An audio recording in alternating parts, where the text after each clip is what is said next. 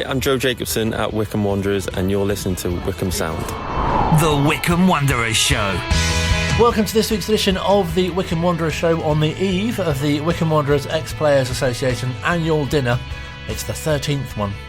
Although, as Alan Hutchinson explained last week, I think that the 12th was missing, or something. Anyway, there's definitely one tomorrow. Very much looking forward to that. One of those attending will be speaking to us in around 20 minutes' time. He was an integral part of that team which did the double, got promoted to the Football League in 1993. No, I don't think I will say who it is. No. You might have heard earlier. We did mention it. But yes, a chat with him coming up very, very soon as well. Also, we'll hear from the manager, Matt Bloomfield, who also will be at Adams Park tomorrow evening for the aforementioned event. And he missed last year's dinner. He was presented with an award, but Richard Dobson accepted it on his behalf because he was manager of Colchester at the time and was a bit busy with that. But this year, he's manager at Wycombe. Hopefully next year he'll be manager at Wycombe as well. And for many more years to come, we'll hear from him building up to the visit of Reading on Saturday. Much looking forward to the atmosphere at Adams Park as well. The away end sold out. When last I heard, there aren't too many spaces left in the terrace either. I believe the car park, the much celebrated car park, not too much in the way of space there either. So that should be a good one on Saturday. Hope you enjoy that game. Bottom of League One, which isn't something you should be able to say very often, I don't think, about Reading, but that's their current league position. We'll be building up to that a little later on this hour as well. We'll also hear from Maddie Armstrong, who plays for Wycombe Wanderers Women. She's only 17, has worked her way up from the under-23s, and since former captain Cara Howes left, has occupied the left-back spot. But she has, as we'll hear later, played in other positions as well. Quite a few. Most of them, it's fair to say. She's played in most positions. But yeah, we'll find out some other bits about how her career is going after she arrived at the club as well. But first, a welcome return to Phil, who, well, as you know, wasn't with us last week. I missed the game. Well, it was a late change, wasn't it? So when the international break got confirmed, I booked some flights. I was out of here, so just visiting family. But yeah, so I missed the game. But I think nearly my first game I've missed in nearly 2 years. But pleasing for you to see, obviously, that the club do well in this competition and hopefully get a good draw tomorrow. Yeah, it's a fantastic, for the younger players. I know it's a much maligned competition with the fans and the media, and I've been guilty of this in the past as well. Can poke fun at this competition because of the lack of interest in it from a fan's perspective in the early rounds. But let's not forget this finishes at Wembley, and I'll certainly be at Wembley if we get there. For the players that have had the opportunity, let's look at Jasper Pattenden. He's the perfect case study for this competition. A player desperate for first team minutes, working his socks off week in, week out at the training ground. He got that 90 minutes in the first game in this tournament. Injuries happened in that position, and it meant that he was ready, and the gaffer had a really good look at him, and he's had a really good run now. He's got like 10 appearances under his belt, and that's come from this competition. Injured players, Joe Jacobson, Jack Grimmer, players that at the other end of their careers in terms of JJ and Jack's an experienced player, but needed that competitive football to get minutes, to get themselves ready for when they're needed in the league after having lengthy absences. These are big opportunities for these players. So yeah, this tournament plays its part, and the prize money. Wycombe have won 3 games. That's £30,000. That's not to be sneezed at for us. The opportunity to progress. I think we've got a fair chance of getting an under-21 team. They're finding their feet at this level now after a few seasons of interesting results.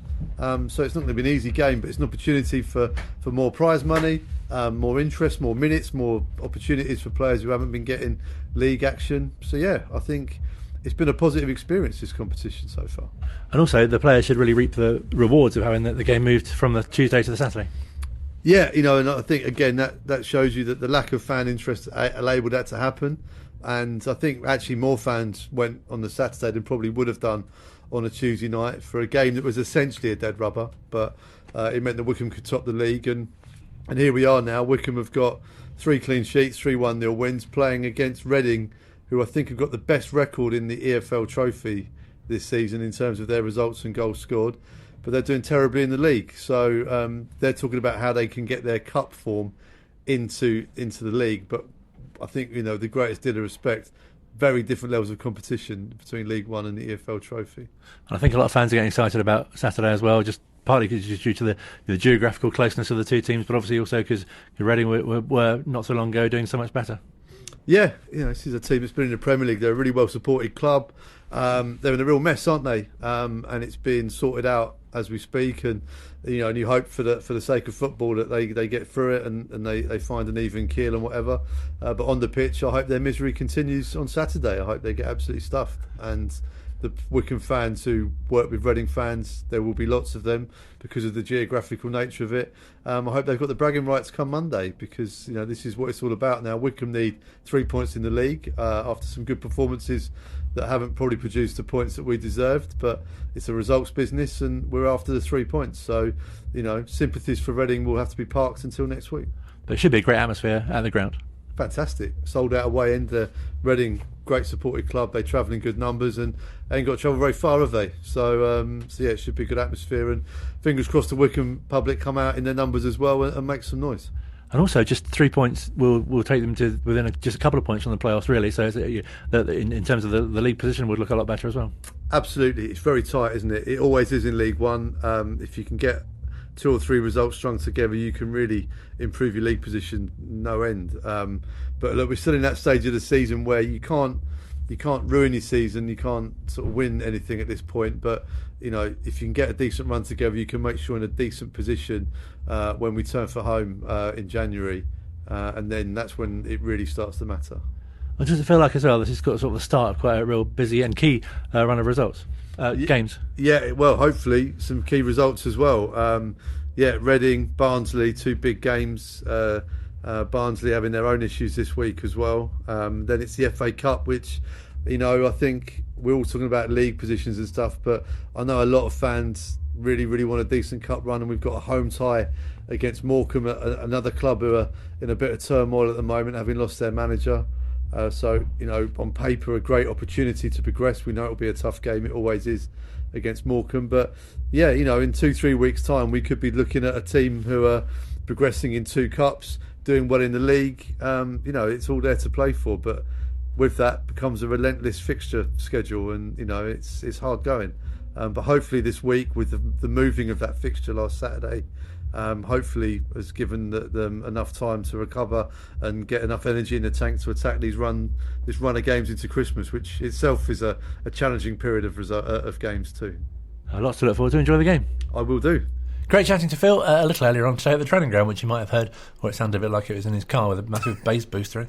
Luke's with us as well. Phil, of course, who you can catch on Ringing the Blues, and Pre-Match Drills as well. Yeah, it's a good one this week, Pre-Match Drills. Apparently I'm in the background. You are in the background, so yeah. Spot Colin. You don't win anything, but you might do. Yeah.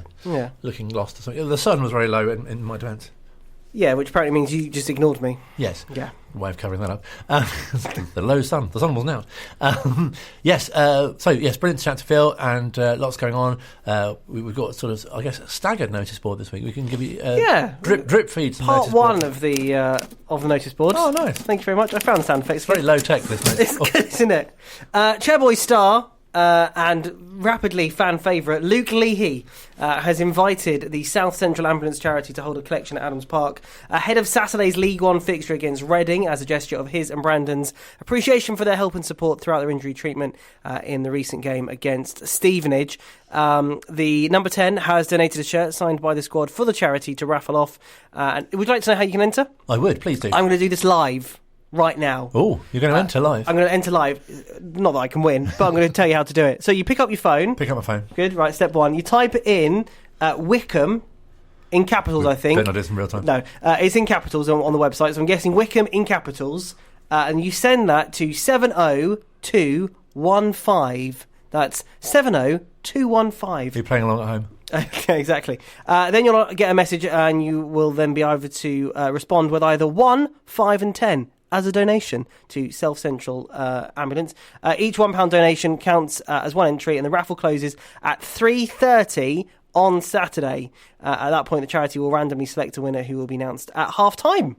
Exciting. I'm glad you've taken over the Andy Peters role as well. Though. Yeah, I know, it's good. Not as good as you and Andy, but there you go. If you want to find out more details about that, Wycombe Wanderers' website is www.fc.org. Wycombe.com. Obviously a really good cause. Obviously fantastic that Luke's feeling better. It was great to see him at Adams Park on Saturday as well. Yeah, and that was very nice as well, because obviously everyone was very, very worried with watching what was happened if you were watching it in the stadium or on Wanderers TV. But then there was lots of talk about him in the week, and then there was rumours going around that he'd arrived at Adams Park and then he was there. So it was very nice. Got a little wave from him afterwards. It was nice. Fantastic. Hope to see him on the pitch, obviously, when he's ready, and a brilliant opportunity, as Luke mentioned, on Saturday to help raise funds for the South Central Ambulance as well. We'll get manager Matt Bloomfield's thoughts on that a bit later on as well. You've got some corporate news as well. In corporate news, which... Have you got any sound effects for that? I mean, this would work, again. Yeah. That kind of works. Wycombe Wanderers commercial team are warmly welcome guests to the Christmas Business Networking event. It is getting colder. It is at Adams Park on Wednesday, the 6th of December, between 3 and 5 p.m. Guests will be able to enjoy mince pies, mulled wine, tea and coffees, and you can meet some of the commercial boys from the Chairboys team, and obviously meet local-minded business representatives as well. If you want to find out more details, again, Wycombe Wanderers website, or you can email callum.king@wwfc.com, and there may be also a surprise. Ooh. Not if you email Callum at the event. Anyone that emails Callum will get a surprise. Please do that. If someone just email Callum and just put surprise, that make my life very happy. Also, not wanting to blow our own trumpet. I was almost thinking you're going to produce a trumpet sound effect, but no, you've just done it yourself. Excellent. But on the 9th of December, something a bit special is happening at Adams Park as well. Oh, would I like to tease something for the 9th of December? Yes, I would. Yes, 9th of December, Wycombe Sound will be celebrating its 10th anniversary since our first broadcast back in 2013 from the Oxcombe Shopping Centre. And this Saturday, which is 2 weeks before that game, the first part of the celebrations will begin. Ooh. And it's something for everyone in the community to get involved with. Ooh. / also fundraise for Wycombe Sound. What do points mean? Possibly prizes, Colin. Possibly prizes. Something else to look forward to there as well. So yeah, December we were speaking to Phil obviously as well, and we'll hear from the manager a bit later on as well, but there's quite a run of games coming up. Yeah, it seems to be that there was nothing, and then everything is sort of... And I think the fact that we had the game on Saturday as well, which, as you'll hear a little bit later on, was all Matt Bloomfield's idea, was... I think it was a great idea because it's just given them that extra couple of days of looking ahead to Saturday, not having to worry about Tuesday night playing. It gave some fans probably more of a chance to go and watch the game on Saturday than probably on a Tuesday evening as well. So yeah, there's a lot of games coming up, but I don't think that's a bad thing either, especially with the injuries as well. I think it's going to give it a little bit of motivation and momentum, and other words beginning with them as well. And also for such people like Lyle Taylor as well, who's only just coming into the team, he's going to get a quick introduction into the team and obviously meet the new players and get his match time up as well. Very good point. And I imagine as well, thank you. When you're up at the training ground, it must be so nice for players returning from international duty as well, and how they're sort of welcomed back. And yeah, I had a very awkward exchange with TJ earlier. I didn't know if we were going for handshake, fist bump, so we sort of did both of them at the same time. Oh, nice. But it was nice to see TJ.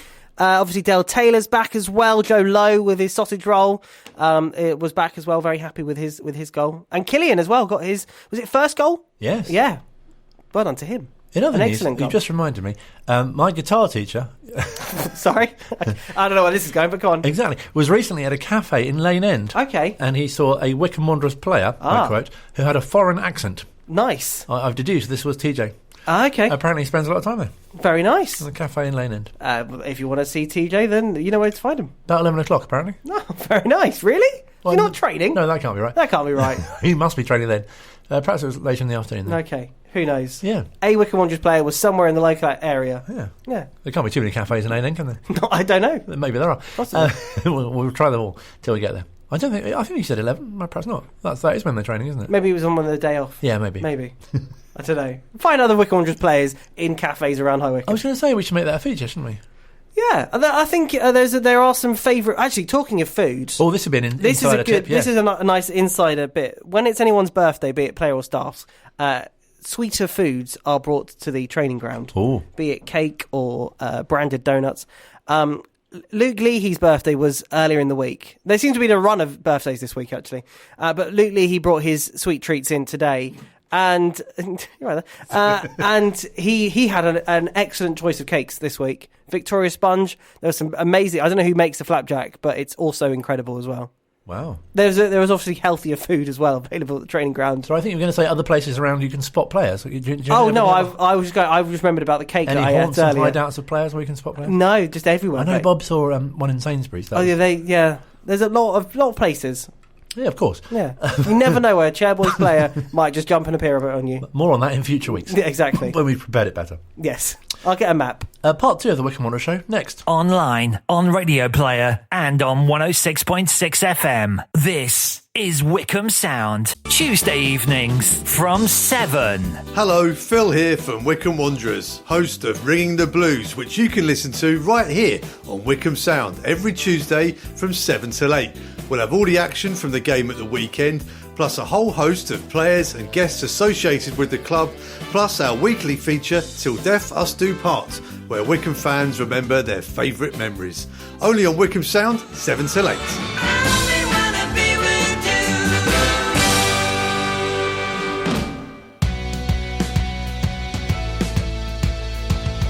The Wycombe Wanderers Show, Thursdays from 7. 106.6 FM.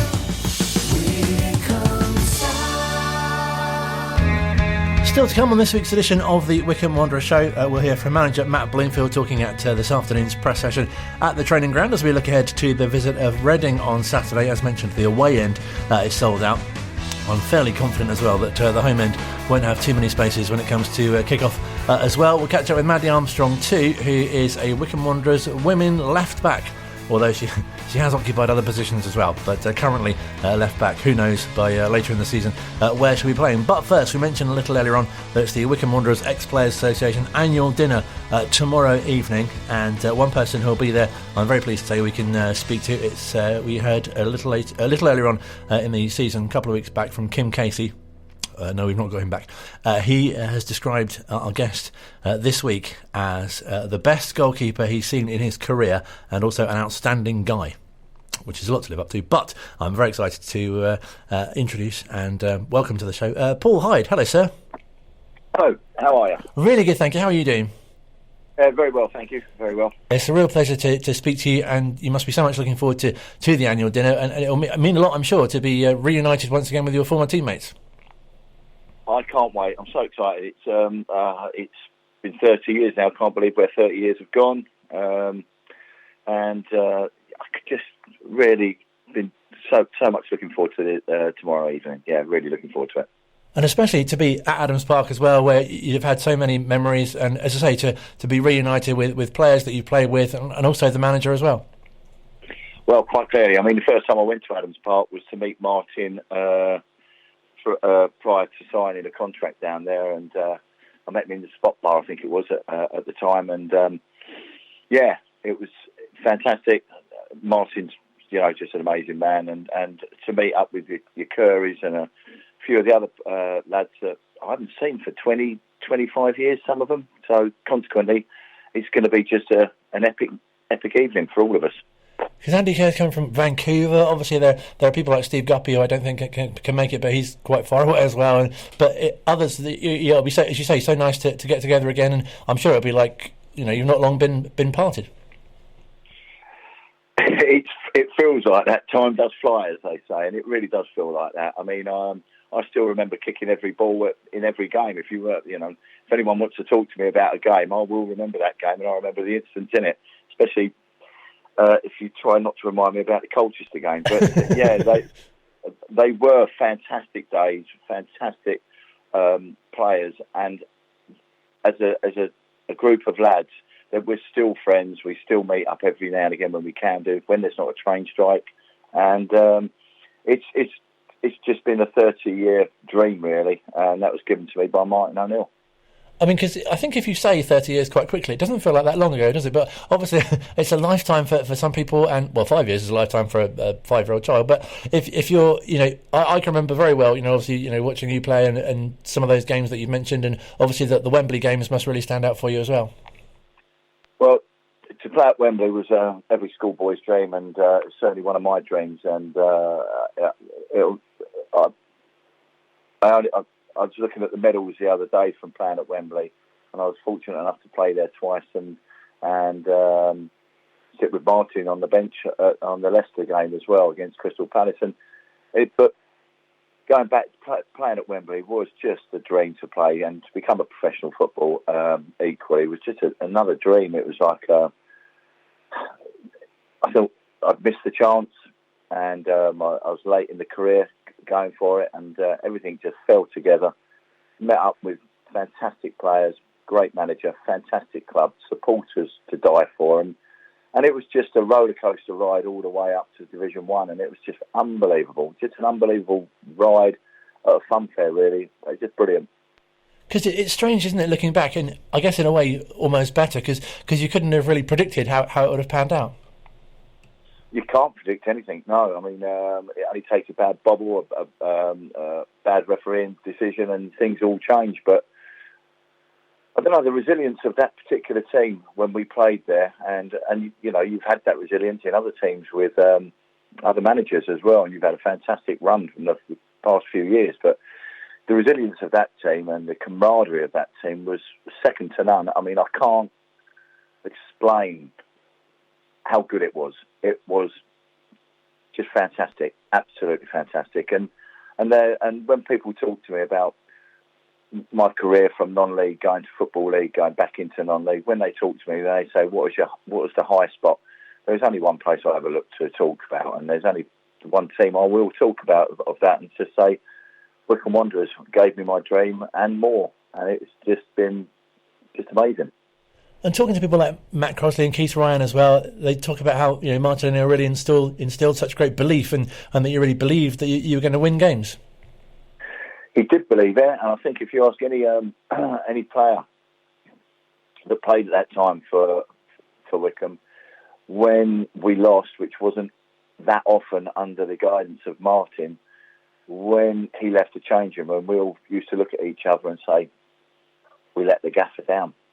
And it was about not winning just for us; it was about winning for that man, and that's how we looked at the game, and that's how we played the game. We played with a lot of courage, a lot of belief, a lot of understanding, and playing for a manager that gave us all the opportunity that he did and the glory that he did in Wycombe Wanderers. And goalkeepers are obviously very, very modest people, and I'm sure, you know, you mostly sort of pay tribute to the people that were in front of you, but obviously to credit the success that you had. Yeah, modest. Yeah. I'm modest. I'm not the quietest person in the world, as Martin would always say. You know, if I had a bad game, it's because I was being quiet. But that was only because I wanted to win so much. But being modest, team in front of us, I don't think you'll get better centre half as Matt Crossley. I don't think you get a better skipper than Creaser. And then you can go right through the team from Scotty with his ugly touch to his incredible amount of goals he scored. Stevie Guppy with his winding, running jinx down the wing. Dave Carroll, Steve Thompson. I mean, it was Keith Ryan's energy. Stapes was just unbelievable. You can go through all of them. And it was just a fantastic team. Jason Cousins with his flying tackles. It was brilliant. It was just a brilliant, brilliant team, and everyone complimented each other out there. And as well, I think the sort of the entertaining style of football that was played as well is something that fans clearly remember.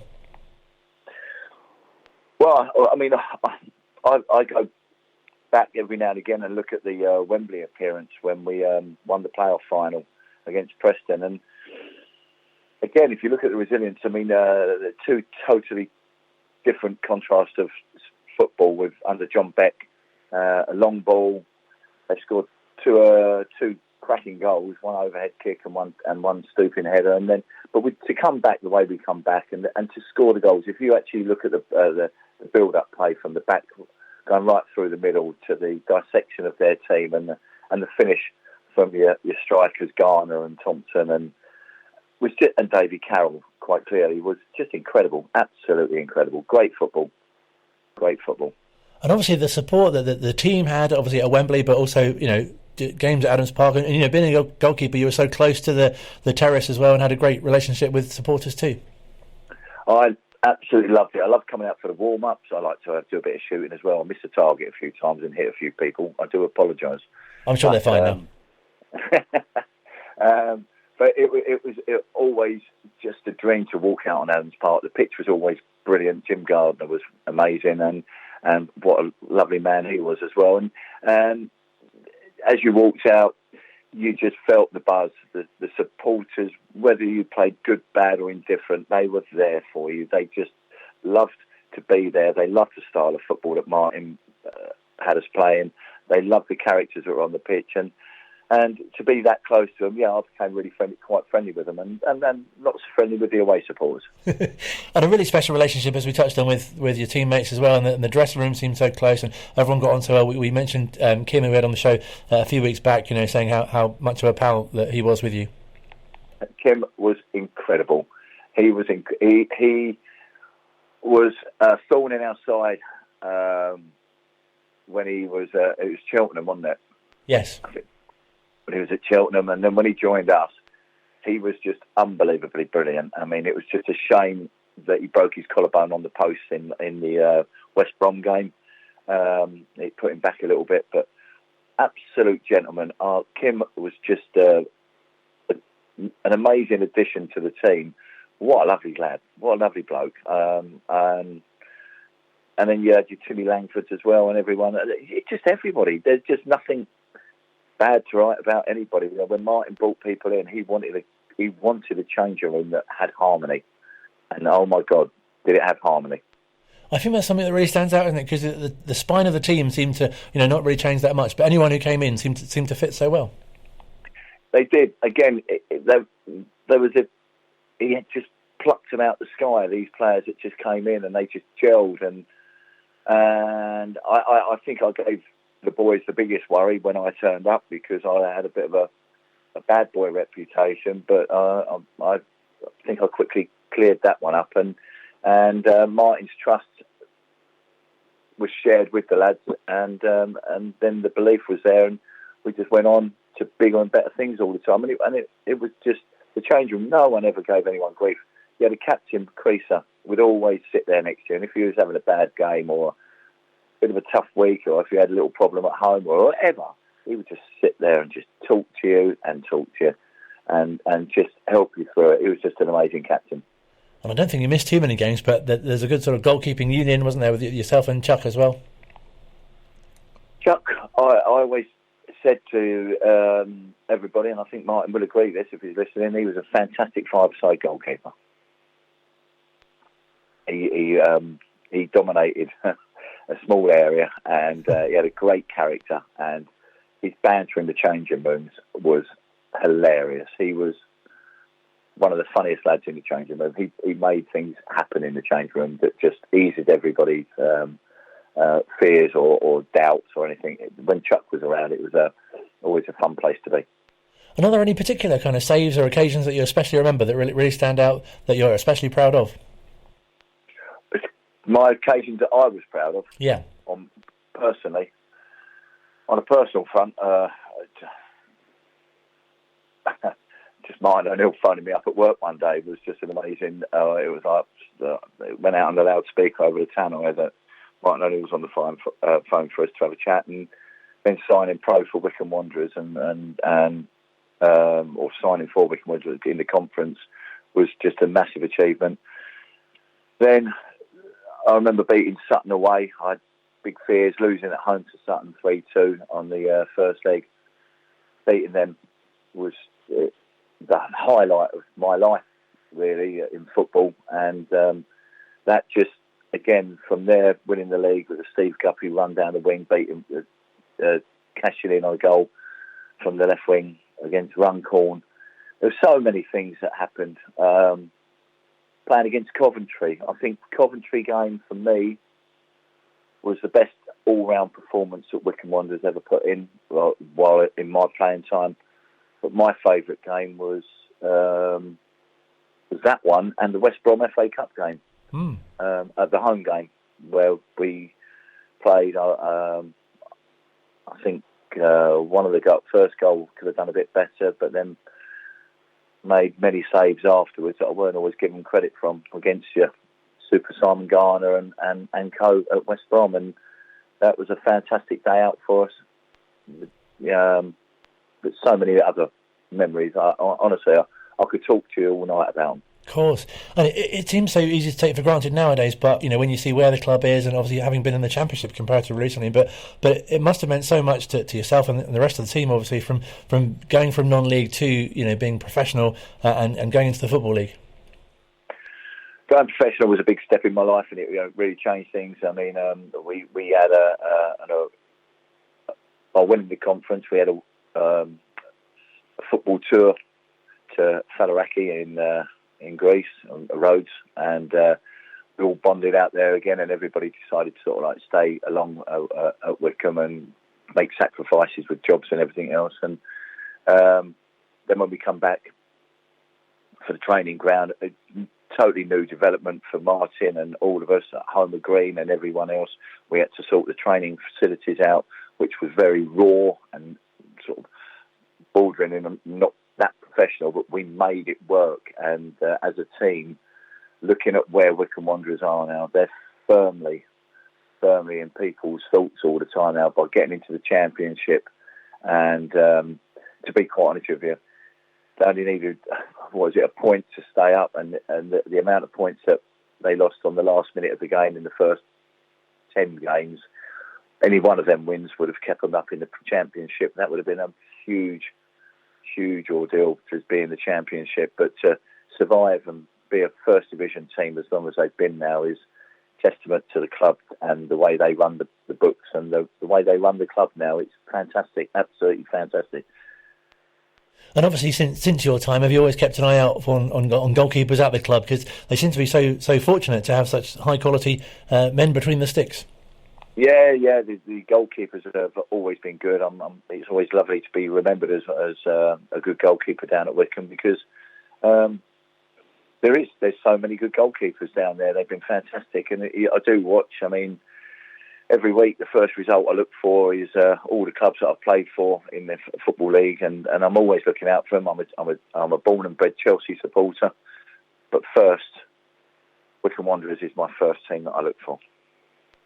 And football's still in the family? Are your son plays as well?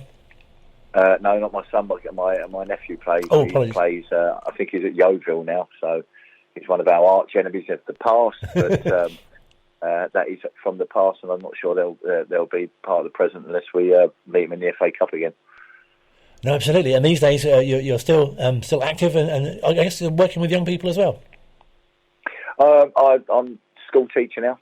I've been school teaching for 20 years. I still play football. I went out last night, played football. I play only in indoor five-a-side in goal. I'm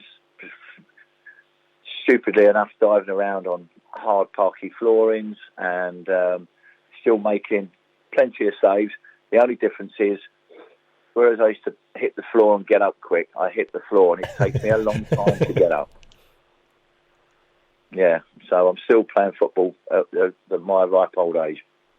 And going back to the dinner tomorrow, it's so fantastic, isn't it? That we've spoken to so many ex-players, and as a sport or as a sort of thing, the camaraderie that you have, the experiences that you have with other players in dressing rooms, it seems almost unique that you don't get that in other sort of walks of life, really. You don't. It's a very short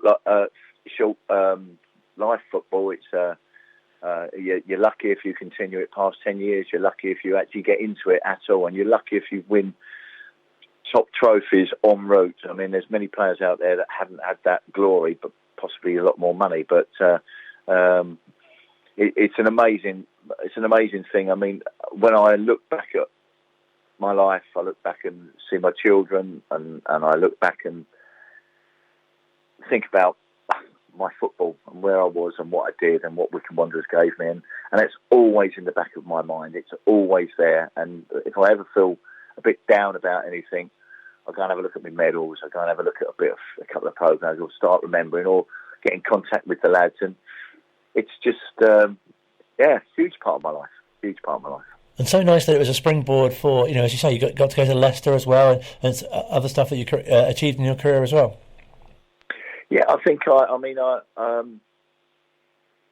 came out of football in the end. I went to Leyton Orient in the end. I signed a 3-year deal at Leyton Orient from Leicester, and sadly broke my leg a year and a month after joining them, which was not a pleasant thing by a former Wycombe Wanderers player as well, which was unfortunate. But I got back rehabilitated. I moved. I broke away from London and moved down to Kent, and then Peter Taylor contacted me to be the goalkeeping coach at Gillingham. So I was a goalkeeping coach for Vince Bartram and Jason Brown. In fact, I took Jason Brown down there, and then Dover heard I was down there, and I ended up playing 350 games in the conference for Dover. So, yeah, I continued it, and then went High, Welling, Whitstable, and I think I was about 51, and I played in the FA Cup qualifying rounds. So, yeah, I carried on a career past my football career from Wycombe and Leicester and Leyton Orient. So, yeah, I've had a full, I think it works about just under 2,000 senior games of football, whether it be pro or semi-pro. And I was going to say, when you were at Wycombe, it was the time when goalkeeper shirts were predominantly green, but I think you did wear a number of different colours and probably have done many more since. I actually quite like the Paisley kit I had. That was one of my favourites, but that was one of my favourites. I did like that one, yeah. But it was green or yellow, wasn't it? But I had a beautiful Paisley kit, and the red kit I wore at Wembley for the FA Trophy, if I remember rightly. I don't remember too much about the playoff because I was really ill that day. I don't remember much of that game, to be quite honest with you. I watched the highlights of it, but being involved in that game, I'm not really 100% sure on really what happened that day. But I remember just waking up at Sopwell House and having a fitness test with Martin. He threw 2 balls and said, "You're playing," and that was it. That was a done deal. And yeah, and I'm so pleased that I did play that game. So yeah. And just finally, overall, how do you reflect on your time at the club? Reflect on my time at the club. I think I've mentioned it many times. Brilliant, amazing supporters, the club, the management, the players, and ringing the blues cost me a fortune at the time. It was incredible. The newspapers were fantastic. To be quite honest with you, it was easy, palatable writing because the team was such a good team with so many successes behind them. It was always sort of nice reading, and obviously there's always bits in football that stick in your mind that ruin your career. We won't get into that one on my front, but Martin leaving was a big part of many great players leaving that club, and that was a sad time for many people. But in general, wow, what a club! And I thank Wycombe Wanderers very much for my memories. And are you able to put into words just what you think is so special about it? Because I think speaking to so many players, there's a real kind of uniqueness, isn't there, about it? Well, Wycombe isn't the biggest town in the world, is it? I mean, but it's always been known as a well-supported non-league club. For them to support the team week in and week out, and the travelling supporters were amazing and vocal and colourful. It's a very wholesome town, very honest town, and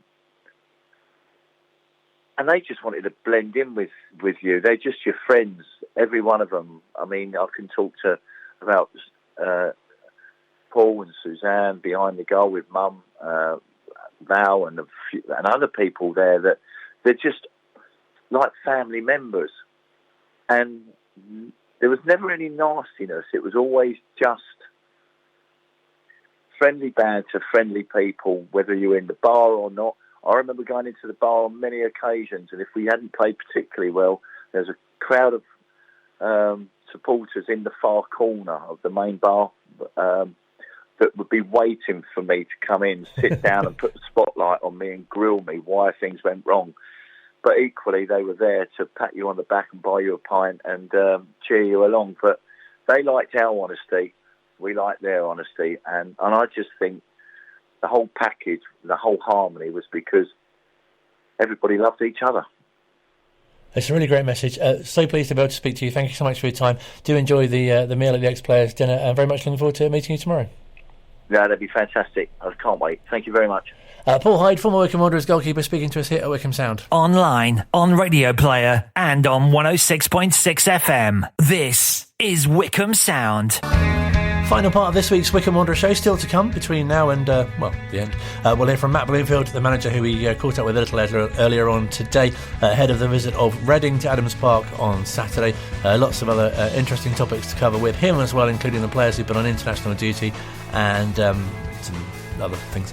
Make sure you don't miss that. That's coming up very soon. But first, with our focus on Wycombe Wanderers Women, they were in Bucks and Bucks County Cup action against Abingdon at the weekend. And very pleased to say, I've been chatting to Maddie Armstrong, who is only 17, but propelled into the first team with the departure of Cara Howes. And she's taken up the left-back position, made it her own, and doing very well since her arrival at the club. Since being at the club, I found it really good. It's very family-orientated. Everyone gets on really well and makes you feel included in everything, really. I feel like my confidence has really increased playing at the club so far. And did it feel really sort of fortuitous, if you like, that Cara left and obviously you were able to step up into that position? Yes, because I was in the under-23s and my confidence wasn't the best. But when Cole called saying that he wanted me to play in the first team, it really increased my confidence. That must have given you such a boost as well, because as you say, did you feel it was a big step up from the under-23s to the first team? Oh yeah, 100%. And were you made to feel really welcome? Yeah, by everyone. And did you feel you settled in really quickly, or was it a bit of a this is this is a bit daunting? Nah, I feel like I settled in very quickly. Like the first training session I had with them, it was like I already knew everyone.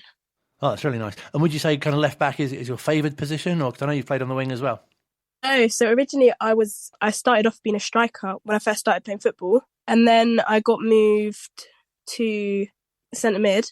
And centre mid was where I played the majority of my seasons in football. And then the season before coming to Wycombe, I got moved to left wing. And then at the end of that season, I also got moved to left back because I didn't have a left-footed player. But now I'd say it is my favourite position. You've been about a bit, if you'll pardon the expression. But it's it's nice, isn't it? That a great sort of advert for you, really, that you can play in so many different positions. Oh, yeah. It's really good because if ever they need someone to play in a different position, I can always play there. And do you feel you've got that kind of skill set, if you like, to be able to slot in literally anyway? So you've played up front and on the wing and in midfield and now at the back as well? Yeah, I feel comfortable playing in any position. Oh, that's fantastic. And it's great to be able to contribute. And I guess, obviously left back, the position's changed quite a bit, hasn't it? They're quite sort of attacking nowadays. Yeah, and that's good for me because I'm quite an attacking player. I like attacking. So being able to run up the pitch with the ball, that's another good thing. And you've been on the score sheet already, I understand. That must have felt great. Yeah, yeah, it did. So what's your kind of assessment of how the team's doing as well this season? Because it feels a little stop-start recently because you had some games called off, haven't you? But things seem to be going quite well in the league, and obviously you had that FA Cup run as well. Yeah. I think the girls, because we all get on quite well as a team and play quite well together, and I feel like when we play like 100%, like when we start games playing well, we finish the games really well. And I feel so far this season that's what we've done really well. It's starting strong. And is it really pleasing for you personally as well? And because you say, your confidence was a little low in the under-23s, but it must be great, a real boost for you to be able to be like an established player in the first team now, especially at such a young age. Yeah, it's good. It makes you believe in yourself a lot more. Because we spoke to Emily recently as well, and obviously she's about your age too. But there are more experienced players in the side as well that you can, I guess, sort of call upon or learn from their experience as well. Yeah, especially players like Bobby, Ash, Leachy. They're all players that I look up to a lot. Because I guess as well, you kind of see them and you think, oh, that could be me. In a few years, I could be really, well established and doing well, and you're really kind of like learning your craft, I guess, at this stage. Yeah, 100%. Especially looking at how they play and how they know the game so well. And what about it's good to learn from them. No, definitely. And what about your own sort of football journey? Is it something that have you played football since you were very, very young, or did you kind of come across it? So I actually came across football in year 6. I started playing at lunchtime with the boys, and then it was actually one of the parents from my primary school who said to my mum, like, you need to get her in a team. So I just joined my local team, Celtic, in the girls. I think it was under 11s. And then after I moved to Pitshanger. I played there for a season. Then I played for QPR, under 13s I played for. And then I moved to Watford. I've played for Hereford United, and then I've played with the QPR reserves and Watford ladies. And I guess you've probably taken different things from your time at these different clubs as well. Oh, yeah. So from every club I've been to, I've learned a different position. I've learned new things, like different skills, like communication on and off the pitch. Everything that's helped me to how I play today. And really nice for you to be kind of wanted, if that's the right expression, to be signed for Wycombe. And yeah, it must be a great time to be joining the club, really, as well, because it feels like it is becoming really, really established now. Yeah. It's a really professional club, and everything seems to be going well.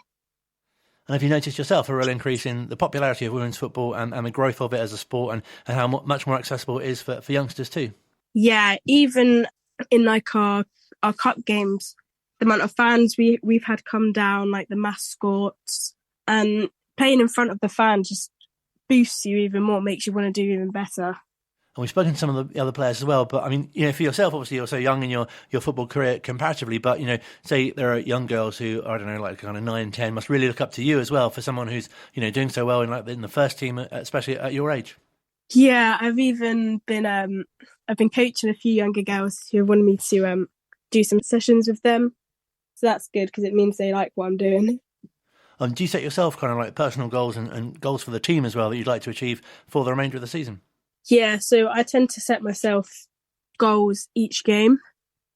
So whether that's making clean tackles for the game, not giving away any silly fouls or penalties, or trying new skills in the game, taking on players. Like I always set myself a new goal to do. No, it's fantastic. And do you see yourself being a left back for a while now, or are you eyeing up other positions that you might like to have a go at? No, I see myself as a left back now. I feel like I fit in quite good to the position, and that I know how to play it quite well now. So no, that's fantastic. I enjoy it. I wish you all the best for the weekend, and thank you so much for chatting to us, and have a great rest of your season as well. It's been really nice speaking to you. Thank you. It's nice speaking to you too. That's Maddie, who was speaking to us. And, of course, the Abingdon defeat at the weekend, losing 2-1 in the Berks and Bucks Cup. And their next action on Sunday against Bournemouth Sports away. It's like those rail announcements. The train on platform 1 is coming to a close. Also, I didn't know where Pitshanger is. You've looked it up, though. Ealing. Yeah, interesting. Yeah, nice. Big shout out to Pitshanger.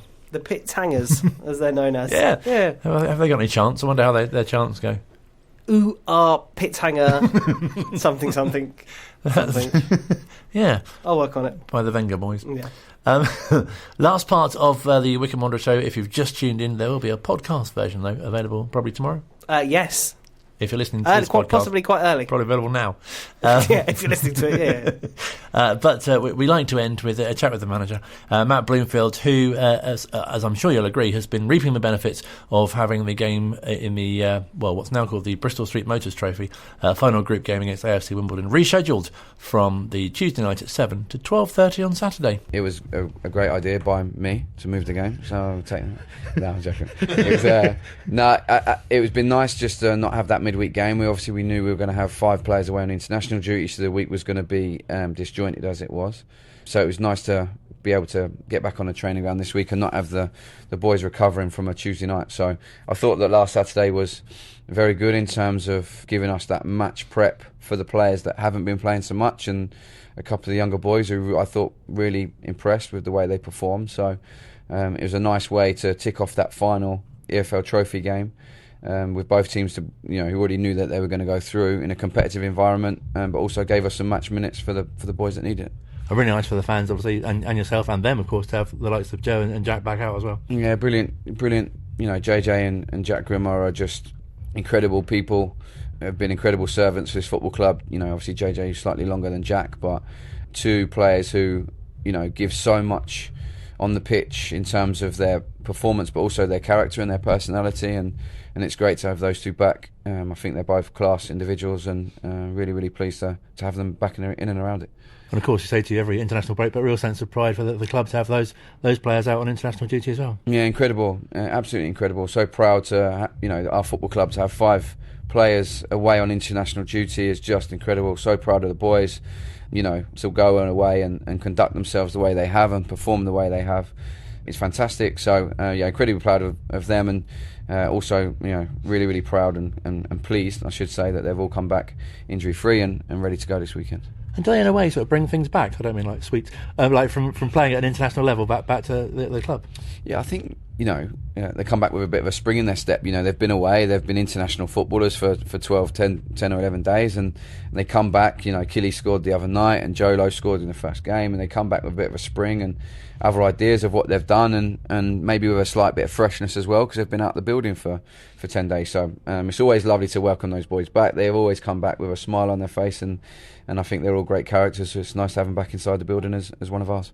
And as you say, important to have that gap in preparation for what's going to be such a big game on Saturday. Yeah, I think it is. It was better for us just to, I was really keen for the supporters to, they've missed out on a couple of Saturdays because of the international break to move the EFL Trophy game. So it was a great, crowd 600 for a Saturday that people could come and watch that game was great, and it was an opportunity where our supporters could go and see a few of the players that we hope will be here for a while yet in terms of their development. So. Yeah, and then it allowed us to really concentrate on Reading this week and get our preparation right, because it's really important that we've got a really busy run of games coming up, so we need to make sure that we're physically ready to go. And I'm sure you've been asked a lot how you sort of view Reading, because they're at the bottom of the table. They've only won 3 games, but that's not how you kind of associate Reading normally. Yeah, I used to live around the area. I lived in Reading for a few years, then in a little village outside, so I know the size of the football club. They're always in the Premier League when I was living around there, and they're a big football club with a really big fan base and a proud fan base who want to see their team in the Championship or Premier League. Unfortunately for them, they're not at this moment in time, but I thought that their recruitment over the summer, Harvey Nibbs, Sam Smith, Wingy, they've signed some really good players there, of which, we were interested in a couple but couldn't get anywhere near what they needed. So we know that they've recruited well, we know they've got some good players, and their opponent we have to respect. And do you find that teams like that, it sounds a bit of a cliche, doesn't it, but is it a sort of dangerous time to be playing them because they've only won 3 league games, or is it a good time to play them because they've only won 3 league games? Depends whether you're an optimist or a pessimist, I guess. I think for me it's about making sure that we perform to the levels that we want. We're always going to have an opposition who are trying to do their own thing, and in League One every game is on a fine balance. You get the odd game where you win heavily or you lose fairly heavily, and you get so many games in the middle that are on fine margins that take them one way or another. So we have to be on our game. We have to perform with an identity and a style that we believe in and that we're proud of, but we also know that we have to be at our best, because as I've said earlier on, Reading got some really good senior players and some players that are going to go and have big careers, so we have to be ready for that. And great for fans to see Luke back at the ground on Saturday, and really nice that he's collecting as well for what's happened to him. Yeah, incredible. I think it just shows the class of the individual. Lukey's just a diamond, an incredible signing for us over the summer, who's already given in his short time here so much on and off the pitch in terms of his personality and his character and his and his playing ability, obviously. So yeah, someone we're really proud of, the way he conducts himself, the way he carries himself, and a great shout for him this weekend with what's going on around the ground. And just finally, really nice that you'll be at the ex-players dinner this year. You had an award last year that Richard Dobson accepted on your behalf. It's been quite 12 months since then. Yeah, it's incredible to think back, isn't it? And I had a real moral dilemma this time last year I really wanted to come to the dinner, but obviously I was in the thick of things with my job at Colchester and didn't want to disrespect the perception if I was off back at Wycombe when I had a job to do there. So unfortunately I had to miss the dinner, which I believe was the right thing to do, because when I'm in a job I'm all in. So yeah, so it's lovely to go this year and see some familiar faces and be a part of it. JDT, those guys they're trying to make me become a ex-Players Association member when I was still playing, so I'm not sure what hints they were trying to give me for the last 10 years, but finally I'm there with them, and I'm really looking forward to it. Manager Matt Bloomfield speaking to us a little earlier on, and really looking forward to seeing him at Adams Park on tomorrow night, and also on Saturday as well. Delete the inapplicable as to whenever you're listening to this. Would you like a little bit of quick news? Yes, quick news.